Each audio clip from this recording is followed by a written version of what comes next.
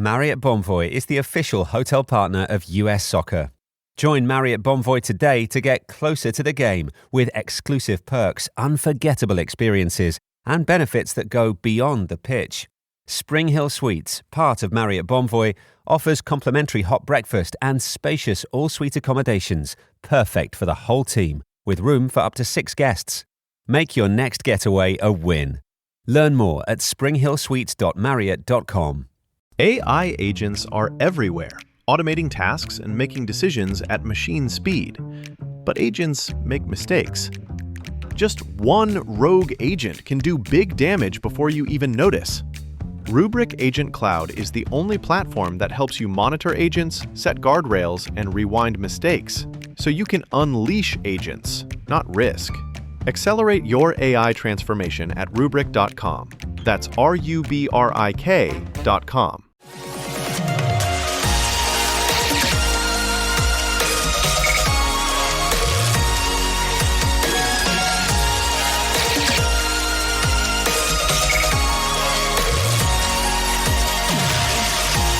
And away we go, episode 1218 of the Al Galdi podcast. It is Monday, December 15th, 2025, and we, for the first time since October 5th, have a win for the Washington Commanders, a 29-21 win at the New York Giants on Sunday afternoon to end the 8-game losing streak. First win for our team since the 27-10 win at the Los Angeles Chargers on October 5th, which feels like about 20 years ago now.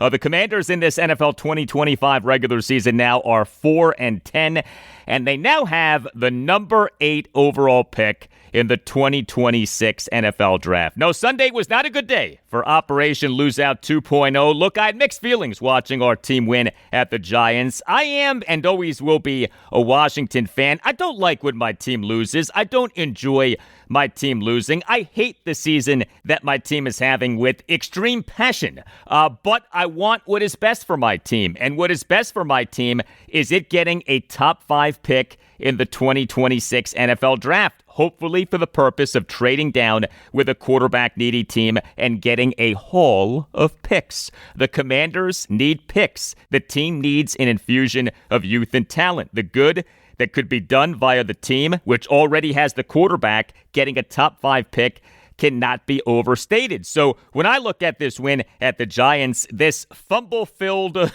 penalty-filled win at the Giants, I have mixed feelings. I don't like seeing my team suffer, so I'm glad that this 8-game losing streak is over. But yeah, a loss on Sunday afternoon would have been huge. And these last 3 games for our Commanders in this regular season are huge. Hello and welcome to this Monday installment of the Al Galdi podcast. This was Commanders head coach Dan Quinn in a victorious Commanders locker room after the game, speaking to his team and giving a game ball to receiver Jaylin Lane, who over 3 punt returns averaged 30.33 yards per return, including having a 63-yard punt return for a touchdown with 1:05 left in the second quarter. Hell yeah, man. Fucking division tournament, all right? Keep on advancing, all right? That's where we at, man. What a cool fucking win, all right? It's been as challenging as we've been in a long fucking time, all right, for the last couple months. There's nobody I'd rather do that with than the guy standing here, man. Tough, resilient, hard, all right? That's what it's all about. Jaylin Lane, all right? Big play, bro.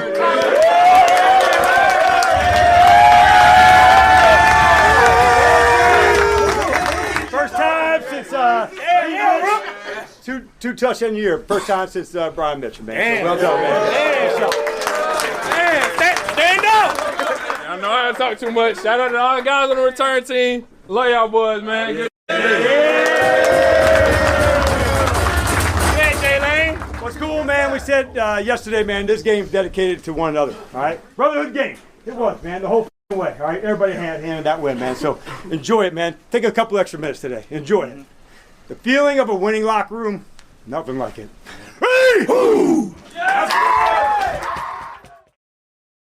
Our guy, Dan Quinn, DQ pumped up. Good for him. A lot to get to with this game. Coming up on the show, in-depth reaction to and analysis of the Commanders' win at the Giants. So this will be a 3-segment breakdown. Next segment, the offense. The following segment, the defense. And the segment after that, special teams. And also on the show, I'll discuss Navy football, the Washington Capitals, the Washington Wizards, college basketball, and the Baltimore Orioles. As never forget, this is the podcast that follows Washington, D.C. area sports so that you don't have to.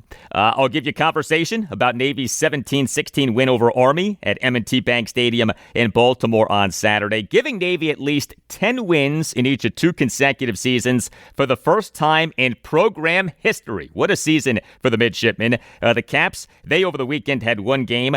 It did not go well. A 5-1 loss at the Winnipeg Jets on Saturday night. Our rebuilding and tanking Wizards, they over the weekend had 2 games. Friday night, a 130-126 loss to the Cleveland Cavaliers at Capital One Arena, but Sunday, a 108-89 win at the Indiana Pacers. So we in college basketball over the weekend had a wild loss for Maryland, a 108-83 loss to then number 2 Michigan at Xfinity Center in College Park, Maryland on Saturday night. Also on Saturday was Georgetown narrowly avoiding what would have been an embarrassing loss, a 76-68 overtime win over St. Peter's at McDonough Arena on the campus of Georgetown on Saturday afternoon. And we on Friday afternoon had the introductory press conference for first baseman Pete Alonso with the O's. I have discussion for you on the offseason that the O's are conducting. While we're talking baseball, and before we get to feedback, the Washington Nationals, they on Friday afternoon announced having agreed with starting pitcher Josiah Gray on a 1-year contract, avoiding salary arbitration. The deal reportedly is worth just $1.35 million as Gray is coming off 2 consecutive lost seasons off on July 24th, 2024, having undergone both Tommy John surgery and an internal brace procedure on his right UCL. And going back to college football, Maryland quarterback Malik Washington is staying and not transferring. That announcement was made on Saturday morning. You could hit me up on X at Al Galdi. You could email me the Al Galdi podcast at yahoo.com. Lots of feedback on the Commanders off this win at the Giants, especially as it relates to Operation Loose Out 2.0. From Brian on X, writes Brian, 100% Al. This was a tough watch, but I'll take any win to stop the streak, especially against the equally pathetic Giants. We can lose out the rest of the way, and I'll be a happy man. Looking forward to the party in the morning, my friend. Appreciate you. Thank you for that, Brian. The party is underway. From D. Will on X on rooting for the Commanders to get a high pick in the 2026 NFL Draft. Writes D. Will, I feel that way Monday through Saturday or day before game day. Then it's out the effing window. I want to win when the lights come on. Thank you for that, D-Will. From Steve on X, writes Steve, intellectually, I get it, but as a fan, it is hard for me to root to lose. Glad the team broke the streak. There won't be any question mark, more. Plus, I bet the Skins on the money line. Hail! Thank you for that, Steve. From WP on X, writes WP. 4-13 should still get a top 6 pick. Peters has to trade down anyway because the team isn't 1 player away from contending. The team is 8 to 10 players away. Thank you for that, WP. Yeah, man, that's the idea. Trade down. From Dean Woods on X, writes Dean, joke of a win for the Culture Building Brigade. Let's see how this impacts the franchise in September. Thank you for that, Dean. From Josh on X, writes Josh, I've been a fan for 42 years. This team needs to lose every single game the rest of the way. This team needs a massive infusion of aggressive blue chip talent while JD5 is the quarterback. The team has a long way to go toward building a roster that can compete with the perennial contending teams. Thank you for that, Josh. From Keith Hoffman on X, writes Keith, this team can't even lose properly. Thank you for that, Keith. That's exactly the point. A great supporter of this podcast, Dr. George Verghese. He is one of the nation's premier dermatologists, and operating under his direction is the Mid-Atlantic Skin Surgery Institute of Maryland, which has locations in Waldorf, Maryland, Leonardtown, Maryland, and Lexington Park, Maryland. The Mid-Atlantic Skin Surgery Institute of Maryland focuses on medical skin care, cosmetic procedures, and skin cancer diagnosis and comprehensive care. Call 301-396-3401 or visit midatlanticskin.com and make sure that you mention that Al Galdi sent you. Dr. Verghese and the Institute can help you or someone who you care about with any of a number of dermatological needs. If you're dealing with allergic reactions, if you're dealing with acne, psoriasis, or eczema, if you're interested in procedures like Botox, laser hair removal, chemical peels, or smart lipo, which is the latest in body sculpting technology, call 301-396-3401 or visit midatlanticskin.com and make sure that you mention that Al Galdi sent you. Also, Dr. Verghese and the Institute offer free skin cancer screenings to anyone considered a new patient, and Dr. Verghese and the Institute offer advanced treatments for skin cancer, including painless and scarless skin cancer treatment. Call 301-396-3401 or visit midatlanticskin.com and make sure that you mention that Al Galdi sent you. For excellent and comprehensive skin care, contact Dr. George Verghese and the Mid-Atlantic Skin Surgery Institute of Maryland and make sure that you mention that Al Galdi sent you.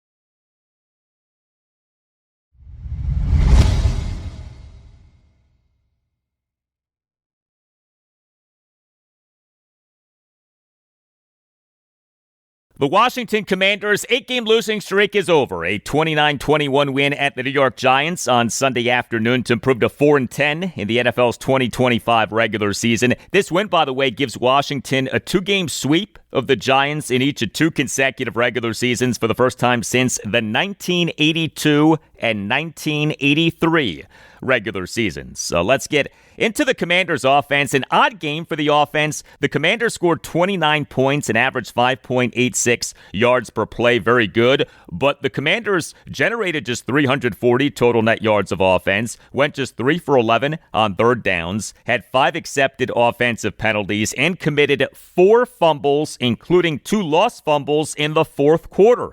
Very bad. And yet, the Commanders won. The Commanders as a team had 11 accepted penalties for 67 yards, and the Commanders won despite more injuries for the offense. So the QB1, Jayden Daniels, out again, right? Was inactive due to hurting his left elbow in the Commanders' 31-0 loss at the Minnesota Vikings on December 7th. He was inactive for the 7th time in 14 games for the Commanders in this regular season. Left tackle Laramie Tunsil, he got hurt. He in the second quarter left the game due to what was called a shoulder injury. He in the third quarter came back into the game, but he later in the third quarter left the game with what was called an oblique injury. Receiver Noah Brown, he got hurt. I know, shocking, but he in his second game back from a 10-game absence off being listed as dealing with groin and knee injuries, had 1 reception for 28 yards on 1 target. He late in the first quarter left the game due to a rib injury. Yes, Noah Brown is hurt again. Also, running back Chris Rodriguez Jr. was inactive due to a groin injury. This with running back Austin Eckler on the reserve/injured list. Also on the reserve/injured list is the Commanders' number 1 tight end Zach Ertz and another tight end Colson Yankoff. He in the third quarter was dealing with an ankle injury. You got all of that. During head coach Dan Quinn's postgame press conference on Sunday afternoon, had this exchange between Commanders insider Ben Standig of Last Man Standing on Substack and Quinn. Just a couple injuries you had, Laramie and Noah, among others, go at any update? Noah had a rib injury. I don't have all the way update, and Laramie came back from his shoulder and then ended up having an oblique injury. So I don't have a true update, just that they weren't, able to return into that spot. Yankoff also hurt his ankle, so I'll give you a better update as we go. But I don't have any further updates. I haven't met with any of the medical guys just yet. But those 3, I'll have a better sense tomorrow, and hopefully Chris can come back too. He missed today. He was close, but he wasn't there to be fully able to be himself, and this is definitely his kind of game. This is a Chris Rodriguez kind of game, and so we're going to make sure we do that all the time when there's moments to make the best decisions for the team and for the player. Like we got to do that, but I'm hopeful that Chris will make it back. Yeah, quick turnaround for the Commanders. Their next game is this Saturday evening. 4-10 Commanders home to the 9-5 Philadelphia Eagles is Saturday evening at 5. Marcus Mariota in this win at the Giants was the Commanders starting quarterback for the 7th time in 14 games in this regular season. He faced a Giants defense that had not been good. The Giants for this regular season through week 14 were number 29 out of 32 NFL teams in total defense per DVOA and were number 30 out of 32 NFL teams teams in total defense in terms of expected points added per play per RBSDM.com. And Mariota, I thought, was mostly good. We'll start with the good. Deep passing, explosive passing plays for the Commanders in this game. Mariota completed just 10 of his 19 pass attempts, but he threw for 211 yards, a touchdown, and no interceptions. He had a yards per pass attempt of 11.11 and a yards per completion of 21.1. Those rate stats are phenomenal. 3rd and 10 for the Commanders at their 43 with 11:46 left in the first quarter. Mariota had a 28-yard shotgun completion to Noah Brown. 26 of the 28 yards were air yards. 1st and 20 for the Commanders at their 49. Mariota had a 51-yard shotgun play-action touchdown pass to receiver Terry McLaurin with 13:46 left in the fourth quarter. 31 of the 51 yards were air yards. And McLaurin spun out of an attempted tackle by cornerback Paulson Adebo en route to the end zone. 2nd and 10 for the Commanders at their 25 with 2:51 left in the fourth quarter. Mariota had a 36-yard shotgun play-action completion to tight end Ben Sinnott. 22 of the 36 yards were air yards. Marcus Mariota, as we have seen him do, was aggressively throwing the ball down the field. I love seeing that. Mariota was impactful as a runner. He officially had 10 carries for 43 yards, but included in that is him on each of the final 3 snaps of the game taking a knee for a 1-yard loss. I don't know why those go down as actual runs, but he otherwise had 7 carries for 46 yards, 2nd and 11 for the Commanders at their 32 with 14:18 left in the first quarter. Mariota had an 8-yard pistol play action scramble. 3rd and 20 for the Commanders at the Giants 39 with 10:10 left in the first quarter. Mariota had an 11-yard shotgun scramble. The bad from Marcus Mariota. So he took just 2 sacks, but each was a sack strip on which he had a fumble, one of which was a lost fumble. Mariota has a turnover problem. 3rd and 6 for the Commanders at the Giants 31 with 3:10 left in the first quarter. Mariota had a fumble on a sack strip by edge defender Abdul Carter. The fumble was recovered by right tackle Josh Connerly Jr., but the Commanders on the play lost 7 yards. Carter beat Connerly for the sack, but the sack was more on Mariota, I thought. He sat at the top of his drop for too long, and on a 3rd and 12 for the Commanders at the Giants 47 with 5:50 left in the fourth quarter. Mariota had a lost fumble on a sack strip by safety Dane Belton. The fumble was recovered by edge defender Brian Burns, who generated a 23-yard return. That was the first of 2 lost fumbles for the Commanders in the fourth quarter. Mariota did complete just 10 of his 19 pass attempts. That works out to a completion percentage of just 52.63. Not good. And Mariota quarterbacked a Commanders offense that went just 3 for 11 on 3rd downs. But overall, I liked the Commanders' passing offense in this game. Again, yards per pass attempt, 11.11. Yards per completion of 21.1. That is good passing offense. Just 4 targets for Terry McLaurin. That was disappointing, but he did make an impact. And McLaurin, in his 3rd game back of having missed 7 of the Commanders' previous 8 games due to a twice-injured quadriceps, had 3 receptions for 69 yards and a touchdown. And he drew a 17-yard defensive pass interference penalty. 1st and 10 for the Commanders at their 4 with 10:22 left in the fourth quarter. McLaurin drew a 17-yard defensive pass interference penalty by cornerback Cordell Flott. During Dan Quinn's postgame press conference on Sunday afternoon, had this exchange between Commanders insider Lake Lewis Jr. and Quinn. Coach, Terry and Marcus, talked about what it's like playing for you and how you embolden some of your coaches and you challenge them as players. What does it feel like for you to see them come in a game like this where, the outside world could say it's not a lot to play for, but they still battled and came out with the win? After the game, I had told them what was on my heart was this is a challenge that we've been in a long time and long as I can remember. But if you were about to do something really hard, these are the type of guys I'd want to pick to do it with. It sucks that we're going through that, but the last 2 months have been extremely challenging. Like at the start of the season, I think we were 3-2. We kind of think about it in like quarters, like this game, and then so to drop 8, a couple gut punches.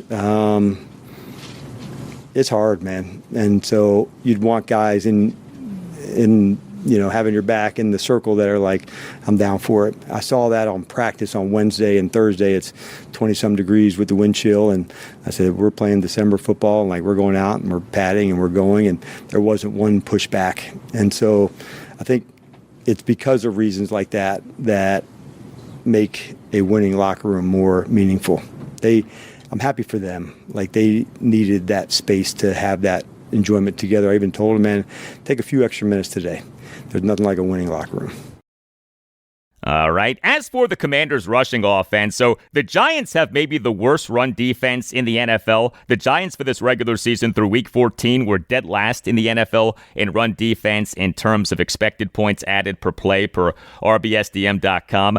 Commanders running backs who got carries in this game, Ja'Cory Krosky, Merritt, and Jeremy McNichols combined for 27 carries for 102 yards, a touchdown, and 2 fumbles, including a lost fumble. A mixed game for the Commanders' rushing offense. Now, leading the way with Chris Rodriguez out was Ja'Cory Krosky Merritt. Our guy Bill. Bill was back in effect for the first time in a while. 18 carries for 96 yards and a touchdown. No targets. He did have a second quarter fumble, but it was recovered by Josh Connerly for his second fumble recovery of the game. Those were 2 big fumble recoveries by Connerly in this game. But the touchdown run by Krosky Merritt was terrific. 2nd and 4. Krosky Merritt had a 16-yard shotgun handoff touchdown run with 13:38 left in the second quarter. He exploded up the middle off of 4/5 of the Commanders' offensive line, moving the Giants to the left to open a massive hole for Ja'Cory Krosky Merritt. During Dan Quinn's postgame press conference on Sunday afternoon, had this exchange between Commanders insider Deshaun Reed of the Washington Post and Quinn.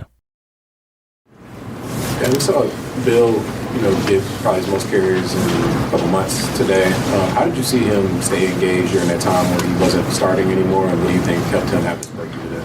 Yeah, you've heard us talk about the room that we like, and we didn't know where it would go with Chris towards the end of the week. He practiced Friday, but just wasn't all the way there. And so as, Jeremy was going to get his space to go.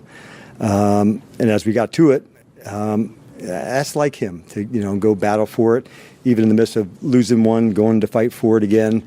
I was actually super pleased to see on the touchdown he had a big block, they started zero blitz in some of the, the runs. And so for him, step in and make the blocks, all these things are confidence and momentum for him, and that's an important part of his development.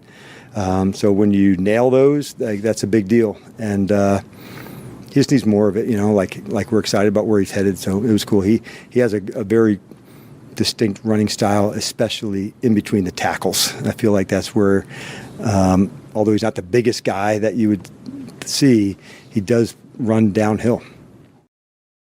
All right. And then with Jeremy McNichols, so he actually was the Commanders' starting running back and was their featured back on their first offensive drive. But he had 9 carries for just 6 yards and a lost fumble. Had 1 reception for 16 yards on 1 target, and committed a 5-yard false start penalty. 3rd and 4 for the Commanders at the Giants' 40 with 4:33 left in the first quarter. McNichols had a 5-yard shotgun handoff run. That was good. 2nd and 10 for the Commanders at the Giants' 41 with 10:07 left in the second quarter. Marcus Mariota had a 16-yard shotgun completion to McNichols on a screen on which McNichols generated 19 yards after the catch. That was good. But on a 1st and 15 for the Commanders at the Giants' 46 with 13:56 left in the fourth quarter, McNichols committed a 5-yard false start penalty. And on a 1st and 10 for the Commanders at the Giants' 39 with 2:42 left in the fourth quarter, and the Commanders nursing a 29-21 lead, McNichols had a lost fumble on a -7-yard I-formation handoff run in an absolute disaster of a play. But during Dan Quinn's postgame press conference on Sunday afternoon, had this exchange between Ben Standig and Quinn. Looks like you guys had the game, but then, of course, a couple fumbles. Of course. Or, I was going to say, did it feel like, oh my God, here we go again, or how did you kind of sense the group? I pushed those thoughts aside to say, like, hey, this is the chance. This is the stop. It was great to see a couple 4th down stops by the defense. One down on the goal line and another there. They actually scored on one. We blitzed and hit a good. I thought that was a good throw and play, but I thought it was worth taking the shot. But it matters to be in these fight spins, in these moments, to go make a stop. There's nothing like these feelings of, winning time games, and to see us nail some of those, that's important for us. And we were going to get in the left-hand column by any means necessary, it felt like, and however long that took. Yeah, pretty. This win was not clean. This win was not, but this was a win. All right, today's law group, Accident and Injury Lawyers. It has been a Washington, D.C. institution for decades. If you feel that you've been wronged, if you think that you've been wronged but aren't sure, contact today's law group, Accident and Injury Lawyers, and schedule a no-obligation appointment. Call 202-902-7611 or visit WashingtonDCInjuryLawyers.com and tell the NACE Law Group that Al Galdi sent you. Founded in 1979, the NACE Law Group offers fierce advocacy on behalf of medical malpractice, birth injury, and personal injury victims. Led by the great Chris Nace, the NACE Law Group is focused on providing exceptional care and counsel for those who need such things the most. The NACE Law Group fights for what it believes in, you, your family, and your future. You with the NACE Law Group have an experienced advocate on your side. The NACE Law Group has secured millions of dollars in verdict and settlement amounts for clients to better enable them to care for themselves and their families. Call 202-902-7611 or visit WashingtonDCInjuryLawyers.com and tell the NACE Law Group that Al Galdi sent you. That's 202-902-7611 or WashingtonDCInjuryLawyers.com, and make sure that you mention that Al Galdi sent you. The NACE Law Group, Accident and Injury Lawyers.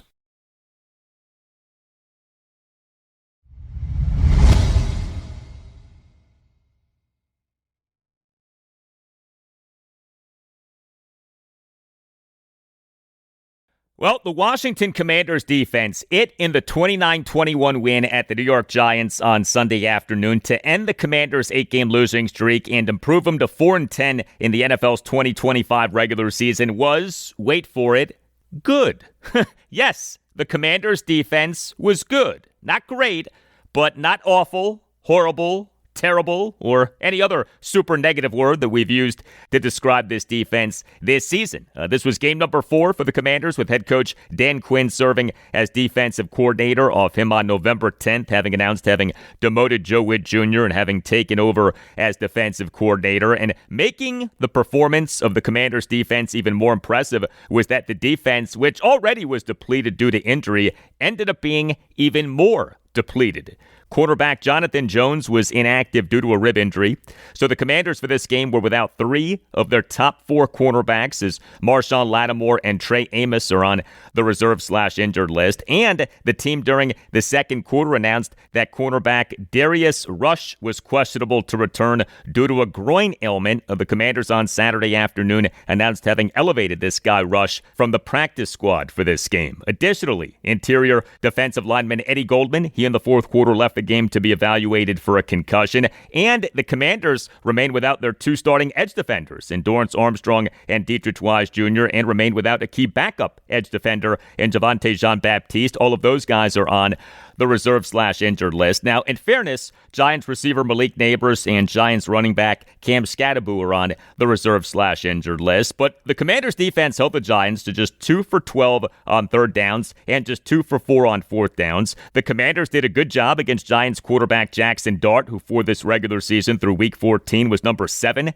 out of 31 qualified NFL quarterbacks in ESPN's total QBR, and was number 12 out of 31 qualified NFL quarterbacks in expected points added per play per RBSDM.com. Dart had been playing well, but the Commanders held him to just 20 for 36 for 246 yards, 2 touchdowns, and an interception. He had a completion percentage of just 55.56, had a yards per pass attempt of just 6.83. He was plagued by some drops, that is true, but still, the Commanders held Dart in check. And while the Commanders had just 1 sack, they also registered 8 quarterback hits and 6 pass defenses. Edge defender Jacob Martin had 3 quarterback hits. Edge defender Von Miller had 2 quarterback hits, including a sack. Edge defender Preston Smith Smith had 2 quarterback hits. And how about cornerback Antonio Hamilton Sr.? He had 2 pass defenses. He stood out. You watch this game, you know that. Hamilton stood out. The Commanders on October 1st announced having signed Hamilton from the practice squad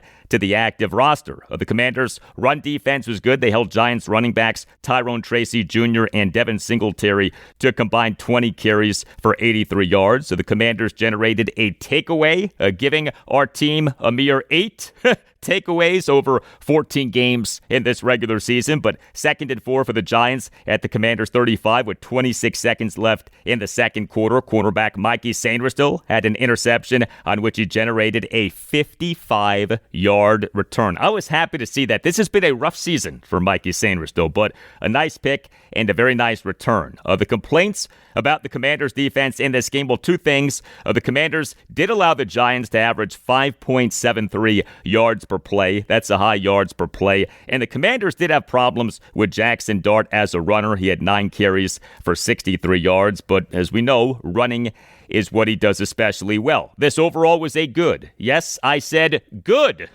performance by the Commanders' defense, especially considering the players it was missing.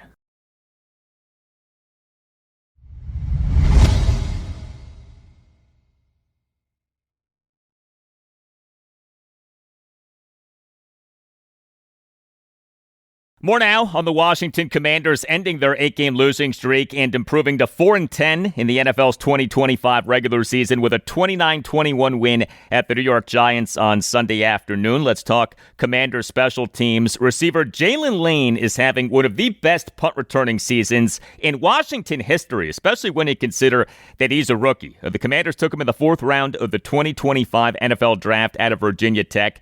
He in this game over 3 punt returns averaged 30.33 yards per punt return, including having a 63-yard punt return for a touchdown with 1:05 left in the second quarter. A tremendous return, tying the franchise record for most punt return touchdowns in a regular season, too. He became the first Washington player to have at least 2 punt return touchdowns in a regular season since running back Brian Mitchell in 1994. And also, Lane had a 20-yard punt return late in the first quarter. Jaylin Lane for this regular season over 22 punt returns is averaging 14.27 yards per return. That is sensational. Jaylin Lane is a superb athlete. He at the 2025 NFL Scouting Combine measured as being 5'9" and 3/4 of an inch and 191 pounds, but he at the 2025 Combine recorded a 4.34 second 40-yard dash, an 11-foot broad jump, and a 40-inch vertical, each of which ranked number 3 among all receivers at the 2025 Combine. His performance at the 2025 Combine earned him an athleticism score for the NFL's Next Gen Stats of 90, the 5th highest athleticism score among all receivers in the 2025 NFL Draft. Also, Lane ranked 168th out of 3,816 receiver prospects from 1987 through 2025 in terms of Kent Lee Platty's relative athletic score metric. Now, Lane as a receiver hasn't done a ton, but Lane as a punt returner has been great.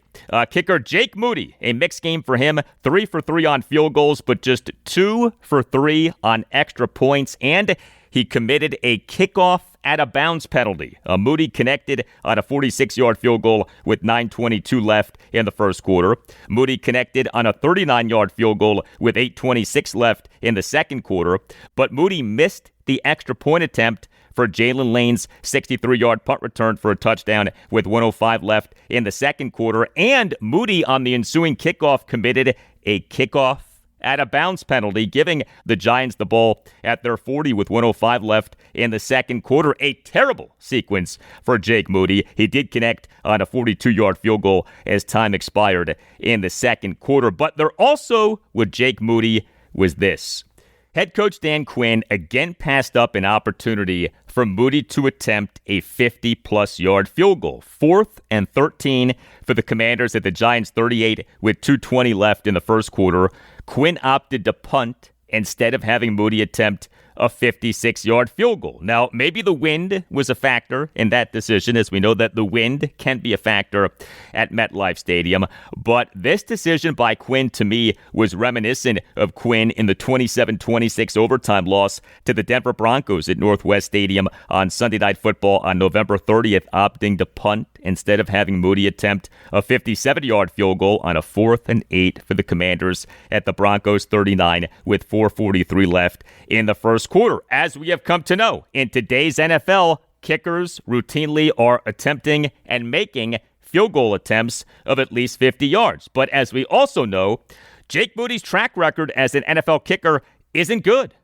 He came to the Commanders having gone in NFL regular season games just 13 for 21 on field goal attempts between 40 and 49 yards, and just 6 for 12 on field goal attempts of at least 50 yards. Punter Tressway, another good game for him. He over 4 punts, averaged 45.8 yards per punt and 44 net yards per punt. 4th and 16 for the Commanders at their 17 with 1:54 left in the second quarter. Way blasted a 55-yard punt to the Giants 28, and safety Jeremy Reeves tackled punt returner and safety Javon Holland for a -3-yard punt return. Our running backs Chase Edmonds and Jeremy McNichols were the Commanders' primary kickoff returners. Edmonds over 3 kickoff returns averaged 19.67 yards per return. McNichols had a 14-yard kickoff return in the fourth quarter. And the Commanders had a special teams penalty beyond the Jake Moody kickoff out of bounds penalty. Safety Tyler Owens committed a third quarter 9-yard illegal block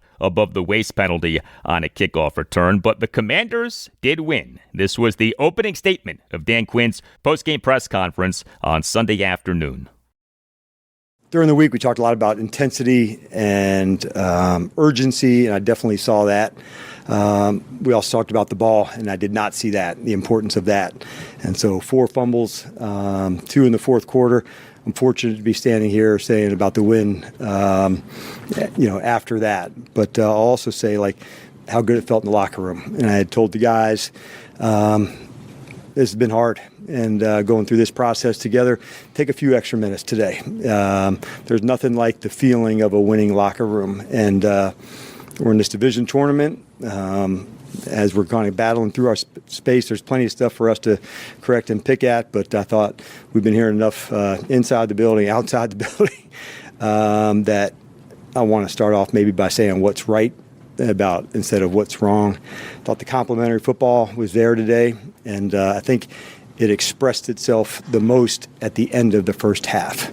Punt returns, interceptions, and points, and that's leaning in on all 3 phases. I was pleased to see the run game on offense, seeing Terry make a big play, the Mikey interception, Jaylin on the punt return, and one guy I thought stepped up for us also was Antonio Hamilton, and had a couple big stops for him. He had an incredible week. His wife graduated from South Carolina State on Thursday. They won in their bowl game on Saturday, and he made a bunch of plays today. I had a sense he'd be ready. He's one of those players that has the competitive nature to him in that spot. But more than anything, I was pleased. Hey, man, take a few minutes extra today in the locker room. I told him we're in this division tournament of 4 games, and today was one of those March Madness survive in advance. And there was a lot to see the complimentary football, especially at the end of the first half. I thought that was a big deal. So glad to get rocking with you guys. All right, Nova Fireplace and Stove is Northern Virginia's go-to expert for heat, safety, and home transformation. Nova Fireplace and Stove is a family-owned, fully licensed, and insured company with over-the-top credentials, gas and electrical master's licenses, a Class A contractor's license, and a long list of 5-star reviews to back all of this up. Nova Fireplace and Stove has a beautiful showroom in Woodbridge, Virginia. That's where your dream fireplace begins. Come in and see Nova Fireplace and Stove's stunning displays, including custom fireplace glass doors and stone refacing options that can completely transform the look of your fireplace. From sleek and modern to rustic and cozy, Nova Fireplace and Stove has something for every style. And here's what else Nova Fireplace and Stove offers: gas fireplace service and repair, chimney cleaning and brickwork repair, generator installation, panel replacement, replacements and water heater repairs, smoke detectors, security lights, and more. Every job includes a free in-home estimate. And for listeners of the Al Galdi podcast, Nova Fireplace and Stove is offering $25 off any service. Just mention this ad. Nova Fireplace and Stove only works in Northern Virginia and thus knows the homes, the codes, and the people. Your satisfaction is 100% guaranteed because Nova Fireplace and Stove takes pride in every flame that is lit and in every customer who is served. So stop by the showroom, see what's possible, and let Nova Fireplace and Stove help you bring warmth, safety, and style to your space. You can also visit NovaFireplaceandStove.com. Nova Fireplace and Stove, where comfort meets craftsmanship, and your fireplace becomes the heart of your home.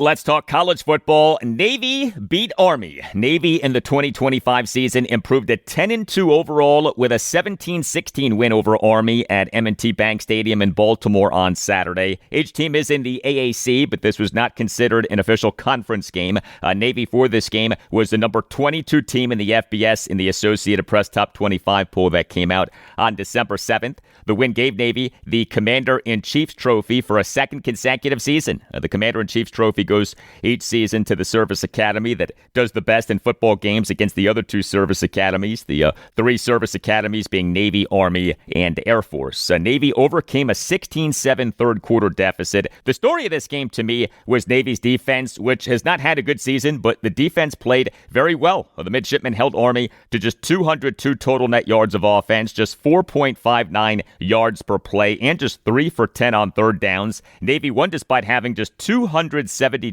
total net yards of offense and averaging just 4.12 yards per play. The Mids did go 11 for 18 on third downs and 2 for 2 on fourth downs. And speaking of fourth downs, so Navy quarterback Blake Horvath had a mixed game. He completed just 7 of his 14 pass attempts for just 82 yards and committed 2 turnovers, a second quarter lost fumble and a third quarter interception. He took 2 sacks, which totaled minus 16 yards and lost yardage. He had 32 carries for 123 yards and a touchdown when you take out the 2 sacks that he took. But he made the play of the game, a clutch touchdown pass, a 4th and goal 8-yard shotgun touchdown pass to slot back Eli Heidenreich with 6:32 left in the fourth quarter. And the touchdown pass came 2 snaps after a Horvath fumble was recovered by Heidenreich. A crazy game for Blake Horvath, but he quarterbacked Navy to a win. This was the opening statement of Navy head coach Brian Newberry's post-game press conference on Saturday evening, and then you'll hear a follow-up exchange between Gene Wong of the Washington Post and Newberry regarding Blake Horvath. First of all, hats off to Army. Ton of respect for their football team. Those young men, fought their hearts out tonight. Ton of respect for their coaches. Coach Munkin does a great job there, and I've got friends on that staff, and it's the only bad thing about this game is somebody has to sing first, and I think anybody watching that game, if you're an American, you're super proud of what you saw on the football field, and I know I rest easy knowing that those are the young men that are going to serve and lead in our armed forces, and super proud of our football team. Wasn't the prettiest today. A lot of mistakes, a couple of turnovers, some missed opportunities, but really, really proud of our guys for finding a way down at halftime. And we've been in that situation before, and our guys didn't flinch. They kept battling and found a way to get it done in the end. So just overall, extremely happy for our players, and really proud of our football team. And to back-to-back 10-win seasons for the first time in school history, and playing football around here for a long, long time. So that's a big deal. And again, just couldn't be more proud of these players, their fight, their toughness, their grit, all those things. These are the guys you want as potential war fighters for your country. There's no doubt about that. And so just really, really proud and great to get a win. Go ahead. Gene and Wax. Okay. Gene Wax. Yeah, Gene okay. Wax. Okay. Coach, we talked about Blake's ability to put negative plays behind him. Just how much did you see him lean on that, especially late in the game when he had to have a touchdown? Today was a great example of that, right? Didn't play his best game.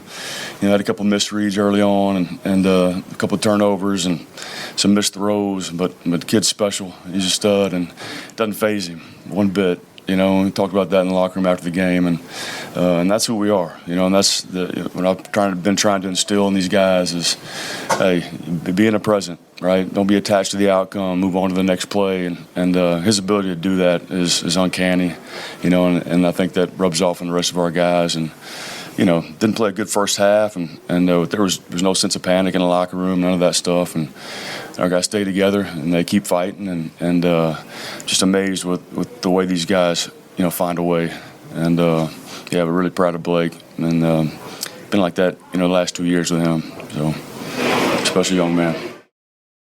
Yeah, a tremendous season for Navy. We heard Brian Newberry mention this. This win gave Navy at least 10 wins in each of at least 2 consecutive seasons for the first time in program history. An outstanding accomplishment.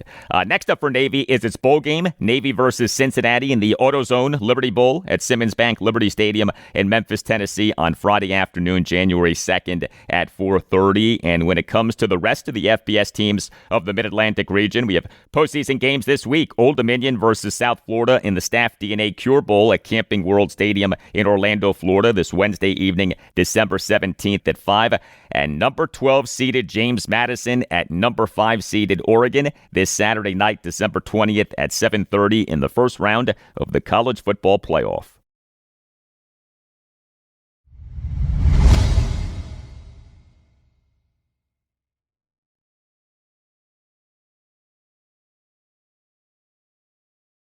A rare dud for the Washington Capitals. They in the NHL's 2025-2026 regular season fell to 18-10-4 with a 5-1 loss at the Winnipeg Jets on Saturday night. Saturday was December 13th. The Caps suffered their first loss by more than 2 goals since a 6-3 loss at the Florida Panthers on November 13th. The Caps in this loss at the Jets got ripped. They in the third period trailed 5-0. The Caps got hammered in the puck possession battle. They had just 25 shots on goal to the Jets' 35, and per natural stat trick had just 36 5-on-5 shot attempts to the Jets' 48, including just 4 5-on-5 high-danger shot attempts to the Jets' 13. The Caps' starting goaltender was Logan Thompson. He stopped just 30 of the 35 shots on goal that he faced. The Caps went just 2 for 3 on the penalty kill. Did go 1 for 5 on the power play. Defenseman Jacob Chikrin scored a power play goal, 16:32 into the third period for his 12th goal in this regular season. He had a game-high 8 total shot attempts, including being tied for number 2 on the Caps with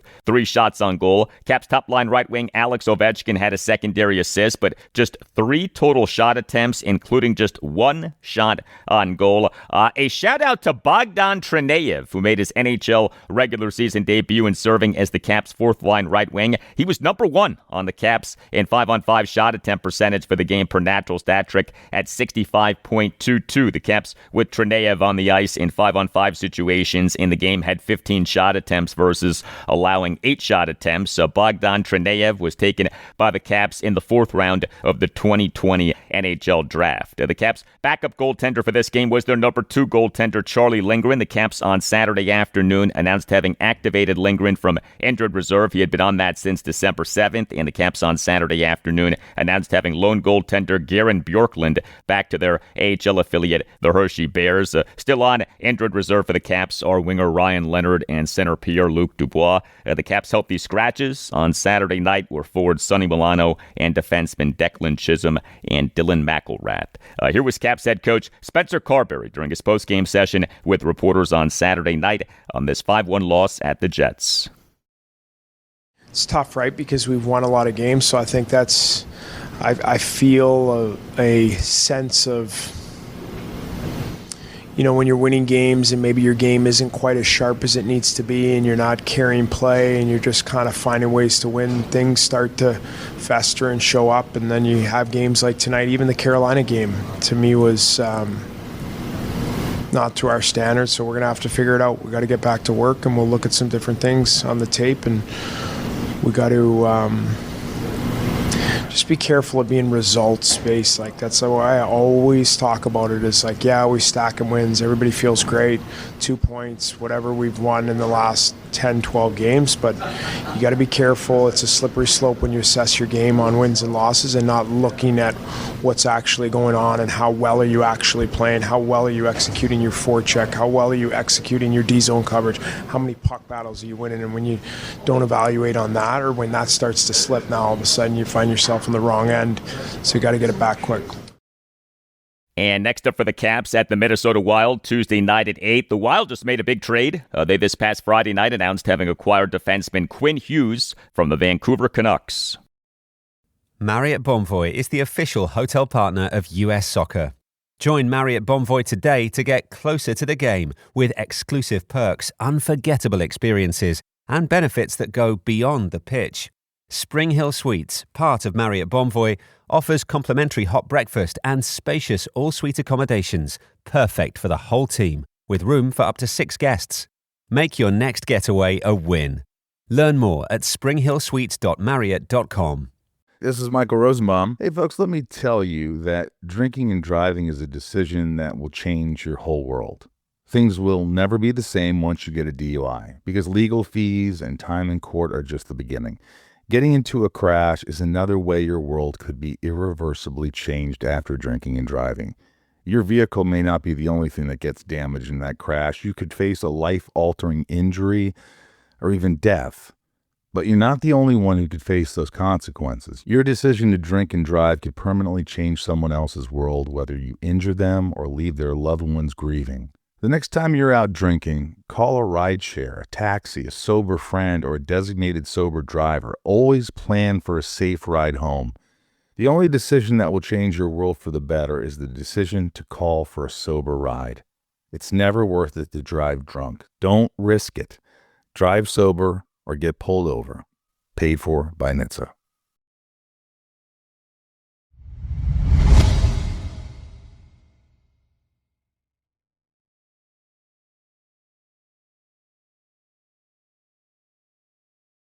Well, just as the Washington Commanders on Sunday afternoon won a game at a bad team, so did our Washington Wizards. 2 games for our rebuilding and tanking Wizards over the weekend. Friday night, a 130-126 loss to the Cleveland Cavaliers at Capital One Arena. This was the Wizards' first game in 6 days. The Wizards blew a 17-point third-quarter lead and a 15-point fourth-quarter lead. They lost the fourth quarter 45-26, but Sunday, a 108-89 win at the Indiana Pacers in a game in which the Wizards led for all of the second half. The Wizards in the NBA's 2025-2026 regular season now are 4-20. The Pacers in this regular season now are 6-20. The Wizards remain without a bunch of key players. Bilal Coulibaly has been out for 4 consecutive games due to a strained right oblique. Alex Sarr has been out for 6 consecutive games due to a right adductor strain. Corey Kispert has been out for 7 consecutive games due to a right thumb injury. Chris Middleton has been out for 3 consecutive games due to a right knee contusion. But back over the weekend was Trey Johnson. He and the win at the Pacers played in a second game back from a 7-game absence caused by a left hip flexor strain, and he did well. 15 minutes, 39 seconds off the bench, 14 points, 2 rebounds, and 2 assists versus no turnovers. He went 3 for 4 on threes, 1 for 3 on twos, and 3 for 3 on free throws. A mixed weekend for the Wizards defense. They in the loss to the Cavs on Friday night got eviscerated by Donovan Mitchell. He in the fourth quarter that the Wizards lost 45-26 scored 24 points. He for the game in 35-13 as a starter had 48 points, 4 rebounds, 4 assists versus 3 turnovers and 2 steals. He went 8 for 15 on threes, 9 for 16 on twos, and 6 for 6 on free throws. Now, the Wizards held Cavs players not named Donovan Mitchell to combine 7 for 38 on threes, but the Wizards allowed the Cavs as a team to go 26 for 44 on twos and 33 for 36 on free throws. But the win at the Pacers on Sunday, the Wizards defense was very good. They held the Pacers to just 89 points, just 10 for 39 on threes, and just 21 for 45 on twos. Good shooting from the field for the Wizards over the weekend. The loss to the Cavs on Friday night, the Wizards went 16 for 44 on threes, 26 for 42 on twos, and 26 for 32 on free throws. The offensive issue for the Wizards in this game was turnovers, so the Wizards committed 16 turnovers to the Cavs 7, and thus got outscored in terms of points off turnovers, 26-13. The Wizards in that fourth quarter that they lost 45-26 committed 7 turnovers. So the win at the Pacers on Sunday, the Wizards shot well from the field, 10 for 28 on threes, 31 for 61 on twos, and outscoring the Pacers in the paint 50-38. And the Wizards' point total of 108 should have been higher. The Wizards went just 16 for 26 on free throws. Also key in the win at the Pacers on Sunday was rebounding. The Wizards out-rebounded the Pacers 56-41, and two guys who were key in this were Marvin Bagley III and Justin Champagnie. Marvin Bagley III, in 31-58 as a starter, had 23 points, 14 rebounds, including 9 offensive boards and 1 assist versus 2 turnovers. He went 9 for 14 from the field, all twos. Did go just 5 for 10 on free throws, but he also was good in the loss to the Cavs on Friday night. Bagley in that game in 33-16 as a starter had 15 points, 13 rebounds, including 4 offensive boards, 4 assists versus 2 turnovers, and a team best plus-minus rating of plus 12. He went 1 for 1 on threes, 5 for 9 on twos, and 2 for 2 on free throws. And Justin Champagnie, he had the win at the Pacers on Sunday in 33-01 as a starter, had 13 points, 14 rebounds, including 3 offensive boards, 2 steals, and a game best plus-minus rating of plus 23. Did go just 1 for 3 on threes and just 5 for 10 on twos. He did not attempt a free throw. Also, good to see Bub Carrington and Jameer Watkins do well in the loss to the Cavs on Friday night. Bub Carrington has not had a good season, but he in 41-28 as a starter had 27 points, 8 assists versus 3 turnovers and 6 rebounds. He went 5 for 13 on threes, 5 for 7 on twos, and just 2 for 4 on free throws. And Jameer Watkins, he on Friday night played the most that he has played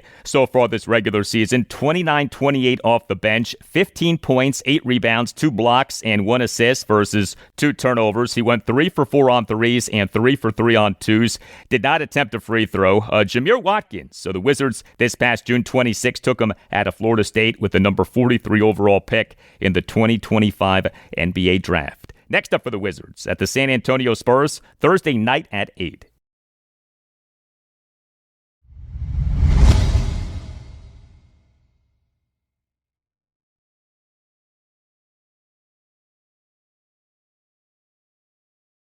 The last win for Maryland men's basketball over a team ranked in the top 2 of an Associated Press Top 25 poll was on February 16th, 2013, an 83-81 win over then number 2 Duke at Xfinity Center in College Park, Maryland. We this past Saturday night thought that the drought might end. It did not. Maryland in the 2025-2026 regular season fell to 6-5 overall, including 0-2 in the Big Ten, with a 101-83 loss to number 2 Michigan at Xfinity Center in College Park, Maryland on Saturday night. Maryland blew a 9-point second-half lead. The Terrapins in the second half held a 56-47 lead. They then lost the rest of the game 54-27. They got doubled up the rest of the game. But a big part of this was 2 key players for Maryland leaving the game.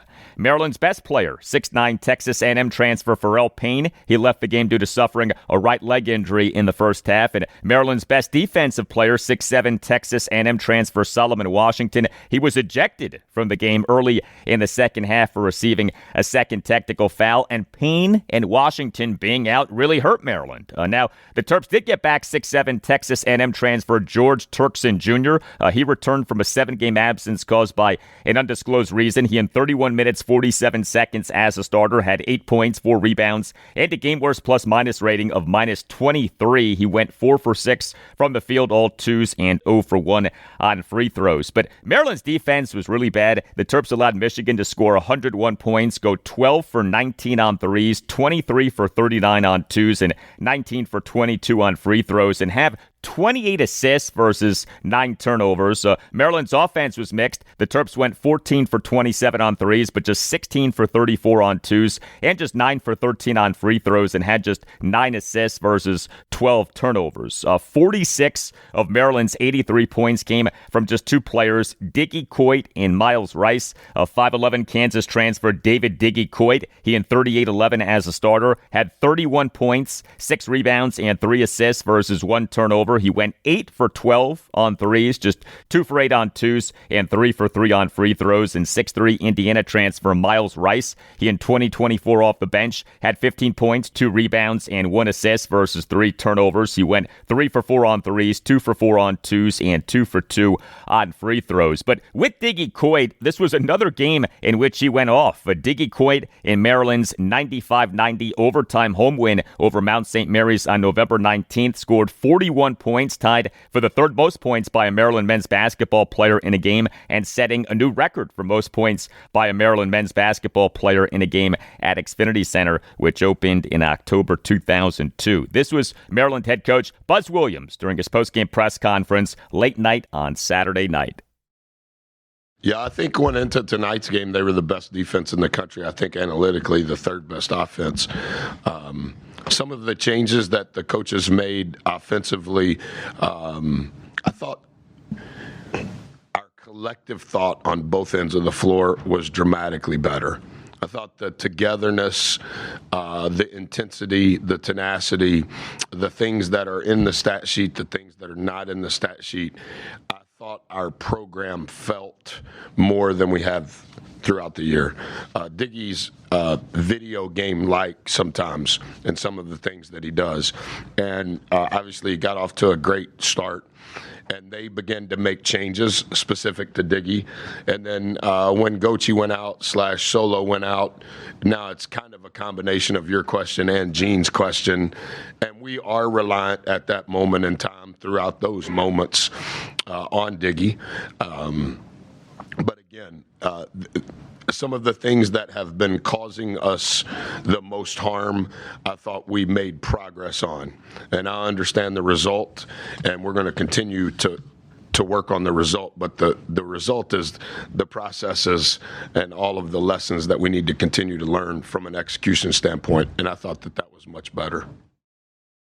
All right, so we'll see now with Pharrell Payne. Remember, he in Maryland's 89-82 win at Marquette on November 15th took a nasty fall off hanging on the rim on a dunk in the second half. He essentially landed on his knees with each lower leg bent outwardly, but he ended up missing just one game due to an undisclosed injury. A lot of bad injury luck for Maryland going back to the preseason when 6'5" Kansas transfer Rakese Passmore suffered a season-ending torn Achilles tendon. Next up for Maryland, at number 24, Virginia, Saturday evening at 6. Georgetown, it in this regular season improved to 7-3 overall with a 76-68 overtime win over St. Peter's at McDonough Arena on the campus of Georgetown on Saturday afternoon. Georgetown for this game was a consensus 20-point favorite per Action Network and yet needed overtime to win. But the Hoyas did win, won despite blowing a 12-point second-half lead. The Hoyas in the second half held a 52-40 lead, but then allowed St. Peter's to end the second half on a 28 run.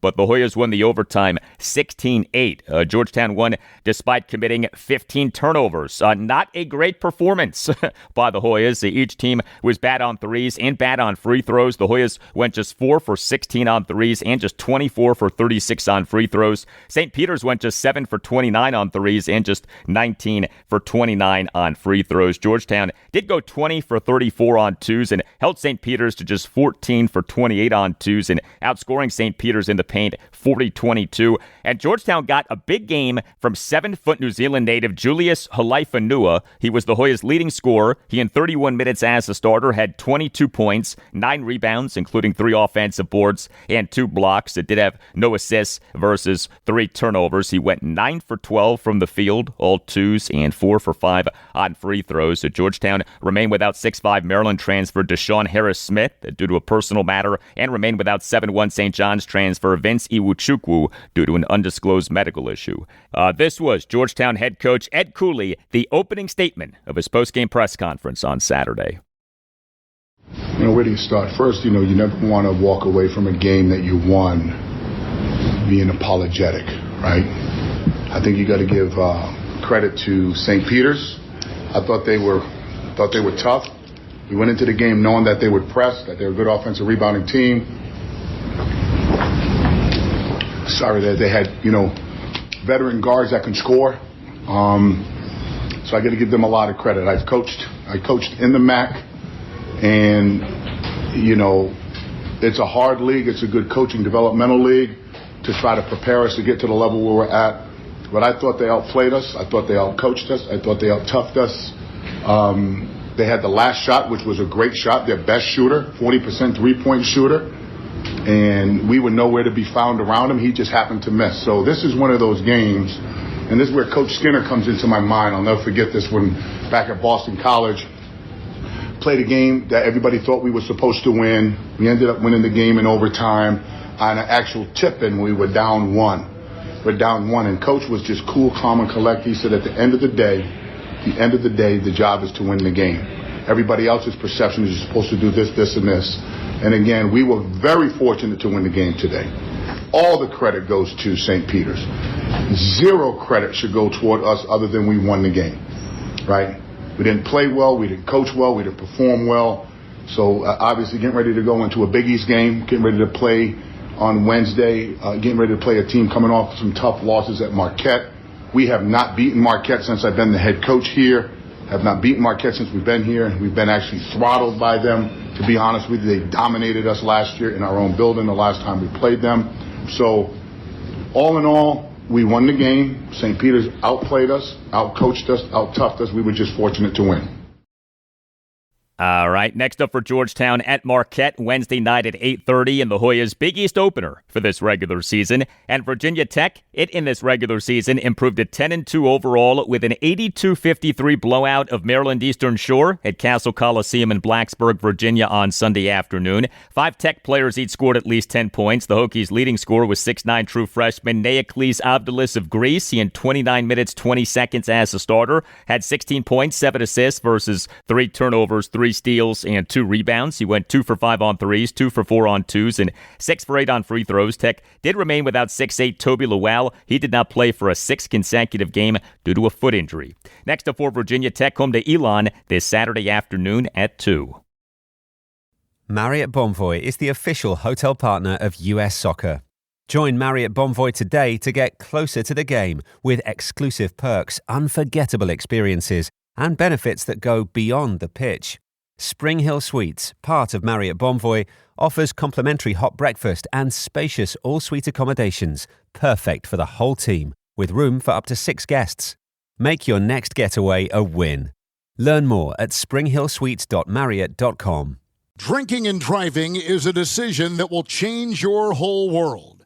Things will never be the same once you get a DUI, because legal fees and time in court are just the beginning. Getting into a crash is another way your world could be irreversibly changed after drinking and driving. Your vehicle may not be the only thing that gets damaged in that crash. You could face a life-altering injury or even death. But you're not the only one who could face those consequences. Your decision to drink and drive could permanently change someone else's world, whether you injure them or leave their loved ones grieving. The next time you're out drinking, call a rideshare, a taxi, a sober friend, or a designated sober driver. Always plan for a safe ride home. The only decision that'll change your world for the better is the decision to call for a sober ride. It's never worth it to drive drunk. Don't risk it. Drive sober or get pulled over. Paid for by NHTSA.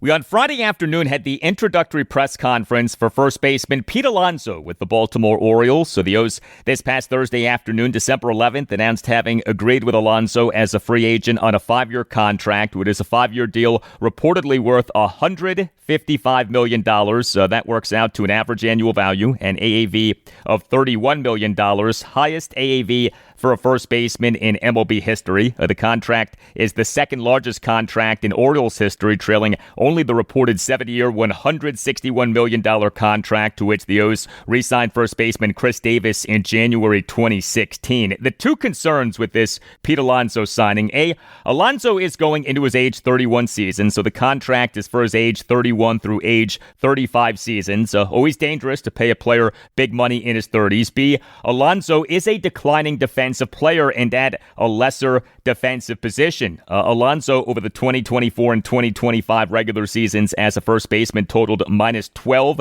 defensive runs saved per Sports Info Solutions and totaled minus 17 outs above average per StatCast. Paying big money to a first baseman in his 30s who isn't good defensively is dangerous. But Pete Alonso has been remarkably durable. He, over the 2021 through 2025 regular seasons, played in 790 of a possible 810 games. That especially resonates with the O's given their injury problems over the last two seasons. And let's not bury the lead. Pete Alonso is an elite home run hitter.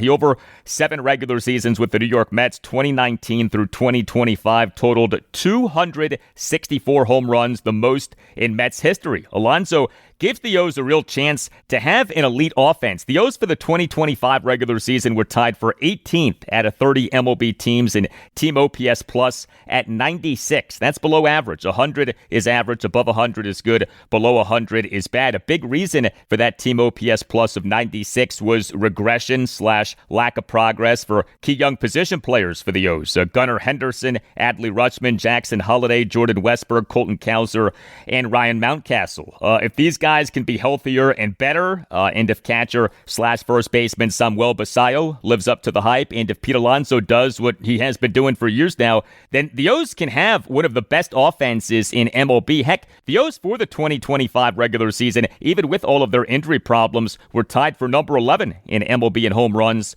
191. 4 people were at the dais for the Pete Alonso press conference on Friday afternoon. Orioles controlling owner David Rubenstein, Orioles president of baseball operations and general manager Mike Elias, Pete Alonso, and Pete Alonso's agent, Scott Boras, as yes, Pete Alonso is a Scott Boras client. The O's got a big money deal done with a Scott Boras client. Shortstop Gunnar Henderson, third baseman / second baseman Jordan Westburg, and second baseman Jackson Holliday all are Boras clients. We, during the press conference, had this exchange. Hey, Pete, this is Andy Kuska from the Baltimore Banner. This question is actually for you, Mike. This is obviously a flexing of the financial muscle that we haven't seen in some time in Baltimore. What made now the right moment for a deal like this, and how much is ownership involvement in having something like this? I think there's a lot of factors that led to this being the right moment. I mean, first of all, it's the right player. First and foremost, as I said, we're really looking to take our lineup over the top with a middle of the order bat and an impact hitter and a right-handed one to boot, which is very rare right now to have his kind of power and production and consistency from the right side of the plate in this game. It's a pretty special commodity. But also, we have the talent base as evidenced by the way this team has played over the last 4 years, and we've got a tremendous core to build around, but we finally have so many pieces in place from the ownership group on down to grow this franchise, invest in players, but also facilities, the business part of our operation, the ballpark, everything that we're doing. We have David and the rest of the group to thank, and I think we've got just a whole new era in front of us. Signing Pete is a big part of that, but also a big symbol of where we think we're going. So a lot to look forward to, and the 2026 team and season is just a small part of that. All right, so Mike Elias said that there were a lot of factors that made now the time for the O's to do a contract like this Pete Alonso contract. Let's be honest, one of the factors is that Mike Elias needs to have a good offseason. The O's in the 2025 regular season went in American League worst 75-87 with a run differential of minus 111, which was the second worst run differential in the American League. The O's this past season were maybe the single most disappointing team in MLB, and while yes, the O's this past season got hit hard with injuries for a second consecutive season, what's also true is that Elias did not have a very good 2024-2025 offseason, and overall, his track record in free agency and trades has not been exactly sparkling. And when you combine that with the service time clocks for the likes of Gunnar Henderson, Adley Rutschman, Jackson Holliday, Jordan Westburg, Colton Cowser, and Ryan Mountcastle ticking, heck yeah, this is a big offseason for Mike Elias. And so he this offseason is behaving with urgency. I mean, consider all of the notable moves by the O's already this offseason. The O's on October 27th announced the hiring of Craig Albernaz as manager. The O's on November 4th announced having traded cash considerations to the Chicago Cubs for reliever Andrew Kittredge, and the O's on November 6th announced having exercised their 2026 club option on Kittredge. The O's on November 6th announced having agreed with free agent outfielder Leody Taveras on a one-year contract. The O's on November 18th announced having traded starting pitcher Grayson Rodriguez to the Los Angeles Angels for outfielder Taylor Ward. The O's on December 1st announced having agreed with free agent reliever Ryan Helsley on a 2-year contract with a player opt-out for the 2027 season. And the O's on December 11th announced having agreed with free agent first baseman Pete Alonso on a 5-year contract. Mike Elias is making moves. Mike Elias is behaving with an urgency that we had not previously seen since he was hired by the O's in November 2018. But maybe the most notable aspect of the O's signing Pete Alonso is that it is confirmation that the O's under David Rubenstein are willing to spend big money. The O's last offseason spent decent money and tried to spend big money in attempting to re-sign free agent starting pitcher Corbin Burns, but therefore the O's last offseason was no big fish. Well, now there is a big fish. And while spending big guarantees nothing, there is a sub-communication with spending big that the O's fan welcomes with open arms, and that sub-communication is that David Rubenstein is here to win. He is serious about bringing the O's a World Series title. In fact, David Rubenstein on Friday afternoon said this. I'm older than everybody in this room, I think, so I have a memory that probably none of you probably have. When I was in high school in Baltimore in 1966, the Orioles brought onto the team a young 30-year-old player who was going to meld with the young players that the team already had, like Jim Palmer, Brooks Robinson. And that player's name was Frank Robinson. And the result was we won a World Series that year. And we beat a team called the Los Angeles Dodgers, who were thought to be unbeatable. And Frank Robinson's number when he played in Cincinnati was 20. Pete Alonso's number at New York was 20. Now, because our 20 is retired here, he's agreed to play with 25. But the fact that both of them had the number 20, both of them in their early 30s, both of them are great power hitters, and both of them are people that really can work with younger players, makes us think we've got a great future ahead of us. So I want to thank Pete for doing this. Thank Scott for helping to make it possible. Thank Mike for working on it. And, the best days are ahead of us. So we're very, very happy. The ownership group could not be more pleased with this. And, we'll do whatever else we need to do to make sure this team can win a championship. And we're very optimistic that Pete's addition is going to be as helpful to us as Frank Robinson's was 1966. Yeah, 1966, a long time ago, but that is the year in which the O's won their first of 3 World Series titles, 1966, 1970, and 1983. We on Friday afternoon had this exchange. Pete, John Mueller from the Baltimore Banner here. This is for you and Scott. From the player side, the representative side, this is the first deal of this kind that the Orioles have signed in a very long time. How much does that factor into your thinking about their commitment and their ability to win in the way you want to, given you are the first person to sign like this? Do you want to go first or you want me to? Sure. First of all, David, it's a privilege to bat number 2 in your age lineup, because I'm sure that's where I hit in that. So I'm glad you bring that up. Actually, if you total our ages, it might be the value of Pete's contract. To the truth, but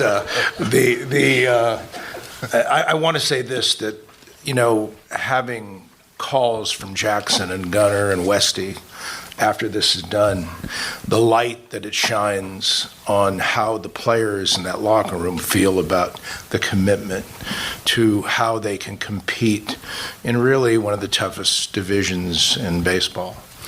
And that's comes organically. The minute that's done, it has that immediate impact, the excitement. I wish you all could hear it, because it's meaningful.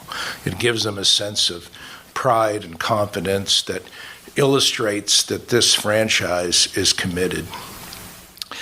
And I thank you, David, for bringing that to players, because in the player community, that's what gives these men the confidence to go out and do what they need to do in one of the toughest divisions and play against the greats in the game. The other aspect of this is that, Mike, we're up late at night. We're at the winter meetings. We're doing it. And I get to tell Pete about the want, how they want this man to play for them, how important it is, what they do, how they do it. You can hear the tone. You understand what it means to acquire someone like this. And I get the opportunity to share it with Pete, because there's nothing more important when you achieve something to have this happen for the first time in a career, because it doesn't happen for many, to have a moment where your greatness is acknowledged, truly acknowledged, both in the game, by the players you play with, and everyone. And I appreciate, Mike and David, you doing that. And in answer to your question, other than that, it's probably not much of a big deal. You know what I mean? But the idea of it is that Pete comes here, and we looked at the ballpark, we looked analytically, we looked at all the data, and boy, was this a fit. And certainly Mike knew that before he made these calls. But the idea of it is that what it does for a lot of people that I care about, I'm just so excited. And I thank you both for that. Thanks, Scott. Let me just add that when Mike Arrighetti and I led the effort to buy the Orioles, we got a lot of favorable emails from friends and so forth, but did not get as many favorable emails as I got from this particular contract signing. I've gotten hundreds and hundreds and hundreds of emails from people telling me how great this is. I mean, it is great, but I can't exaggerate how much the excitement is in Baltimore for this. People I didn't even remember from sixth grade are sending me emails saying, hey, great thing, when can I get some tickets? So I'm really happy for Baltimore, really happy for Pete and his family, and I think it's going to be a great season for the Orioles, and the best days are surely ahead of us. First of all, I like that joke from Scott Boras. He likely is not your favorite person if you're a baseball fan, especially if you are a Washington Nationals fan, but he is entertaining to listen to. And yeah, this new Orioles ownership is legit. MLB owners on March 27th, 2024, one day before 2024 opening day, unanimously approved the sale of the Orioles from the Angelos family to a group led by private equity billionaire David Rubenstein. Another key member of the group is private equity billionaire Mike Arrighetti, and the O's are operating like a team that is serious about winning a World Series. The O's for a few years now have been a win-now team. They this offseason are behaving in exactly that way.